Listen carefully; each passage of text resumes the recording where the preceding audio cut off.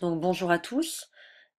Notre hypothèse était donc de savoir si les organes ont besoin de dioxygène pour fonctionner, c'est-à-dire est-ce que les organes, notamment les muscles, consomment du dioxygène. Alors pour cela, nous allons faire des mesures et nous allons mettre un muscle dans un environnement entouré de dioxygène, dans un récipient, le temps de faire des mesures, un récipient hermétique fermé. Le muscle est donc entouré de dioxygène, c'est ce qu'on appelle en fait un test. Il faut savoir qu'il y aura également un témoin, c'est-à-dire que les mesures vont être prises dans un récipient dans lequel il n'y aura pas de muscle. Alors, vous aurez l'occasion de réfléchir à l'élaboration de l'expérience avec le matériel si vous commencez par cette activité qui est l'activité numéro 2. Si vous avez déjà fait l'activité numéro 1, dans ce cas, vous allez pouvoir observer les résultats de votre expérience et l'expérience que vous venez de schématiser et observer les résultats et de pouvoir donner des conclusions. Alors, donc nous allons regarder un petit peu les axes de l'enregistrement de ces courbes. Donc l'axe vertical nous donne la quantité de dioxygène en pourcent. Donc ici est indiqué quantité de dioxygène en pourcent. On commence de 0 jusqu'à 21,5%. L'axe horizontal nous donne le temps en minutes. Donc de 0 à 5 minutes. On voit qu'il y a deux courbes qui ont été enregistrées, donc deux mesures. Le récipient vide, c'est-à-dire qu'on a enregistré un récipient qui ne contenait pas de muscle, et on a enregistré également un récipient qui contenait un muscle frais. Ici, on a mesuré la quantité de dioxygène dans un récipient vide, et là, on a mesuré la quantité de dioxygène dans un récipient qui contenait un muscle frais. Alors, vous allez donc, avec l'étude de cette courbe, pouvoir répondre à vos questions. Tout d'abord, faisons un repérage. Dans un premier temps, on vous demande, au début de l'expérience, d'écrire la quantité de dioxygène contenue dans les deux récipients à plus ou moins 0,1%. Alors, revenons à la courbe. La quantité de dioxygène au début de l'expérience, alors à quel endroit se trouve-t-on de la courbe? Évidemment, on se trouve ici, au début du temps, donc au temps 0. L'expérience commence et on voit que dans le récipient vide, il y a 21% de dioxygène. Dans le récipient avec le muscle, il y a 20,9% d'oxygène. Si on considère qu'il y a 0,1% de marge d'erreur, on peut considérer que les deux commencent à 21%. Ce qui veut dire que notre muscle, au départ de l'expérience, est entouré de 21% de dioxygène.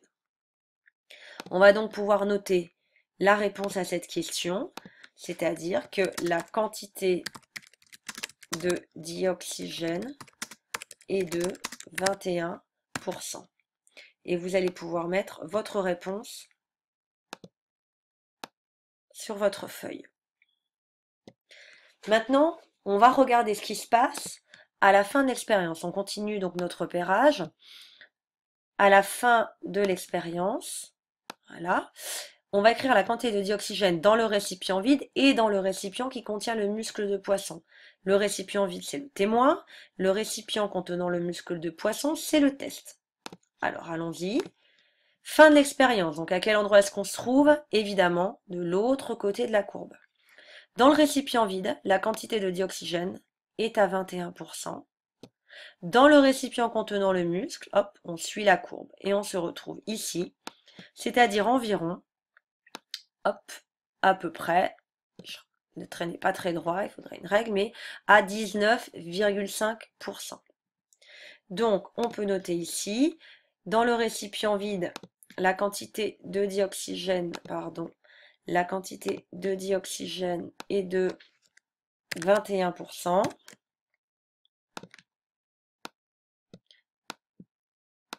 Voilà, 21%. On peut même mettre 21% de dioxygène.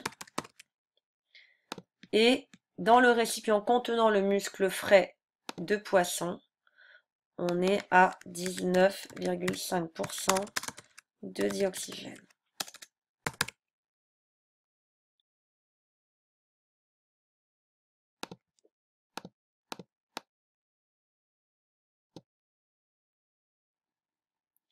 Nous allons donc maintenant démarrer la deuxième partie de l'étude, c'est-à-dire l'évolution de la courbe.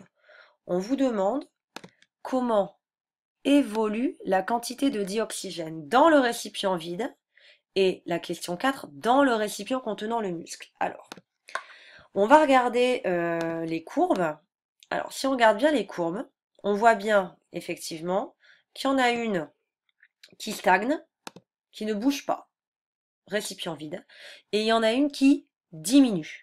La quantité de dioxygène diminue, celle qui contenait le muscle. Alors, pour élaborer notre réponse, on va faire une réponse en 3 parties. On lit toujours une courbe de la gauche vers la droite.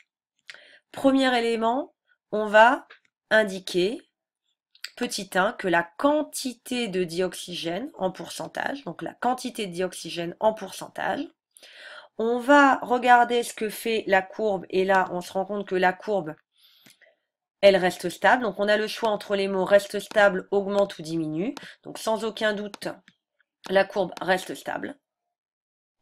Et on va rajouter un petit mot en fonction du numéro 3, c'est-à-dire du temps. Donc, la quantité de dioxygène, petit 2, on regarde comment évolue la courbe. Donc, là, elle reste stable. En fonction, donc on rajoute ce petit mot, en fonction de quoi? Du numéro 3 qui est en fait en fonction du temps. Lecture 1, 2, 3. Si on regarde maintenant la courbe dans laquelle il y avait un muscle, donc les mesures de dioxygène autour du muscle. Pareil, on voit cette fois que la courbe diminue. Donc la courbe diminue. On va donc noter ceci. La quantité de dioxygène, donc j'entourerai encore d'une autre couleur, la quantité de dioxygène diminue en fonction du temps. En fonction du temps. Donc on va pouvoir noter cette fois ceci dans votre document. Donc en ce qui concerne le récipient vide, on peut dire, je reviens là, le récipient vide c'est donc celui-là, la quantité de dioxygène reste stable en fonction du temps. La quantité de dioxygène reste stable en fonction du temps. Voilà. Et on peut mettre donc cette fois pour le récipient vide. Alors, je vous laisse faire seule la phrase du numéro 4. Je reviens sur la courbe.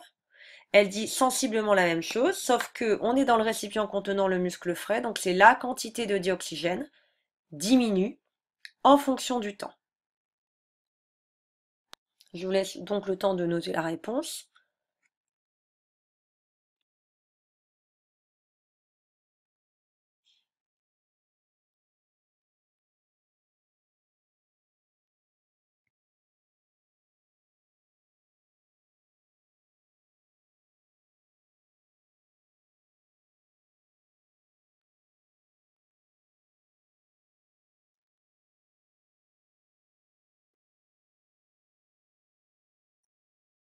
Donc voilà, la quantité de dioxygène diminue en fonction du temps.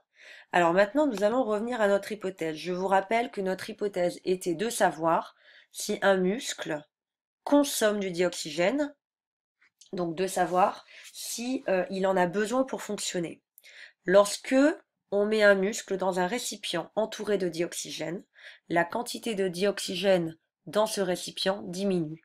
Vous allez donc pouvoir répondre à la dernière question, à savoir, l'hypothèse est-elle acceptée? C'est-à-dire, est-ce que le muscle a bien consommé du dioxygène? Est-ce qu'il en a bien besoin pour fonctionner? Ou est-ce qu'il n'en a pas consommé? Auquel cas, il n'a pas besoin de dioxygène pour son fonctionnement. Je vous laisse donc mettre la réponse à cette hypothèse. Vous avez donc maintenant terminé l'étude de la courbe. Vous pouvez réécouter la vidéo s'il y a des éléments et des passages qui n'ont pas été compris. Et vous pouvez passer donc à la prochaine activité qui vous est proposée. Bonne journée à tous.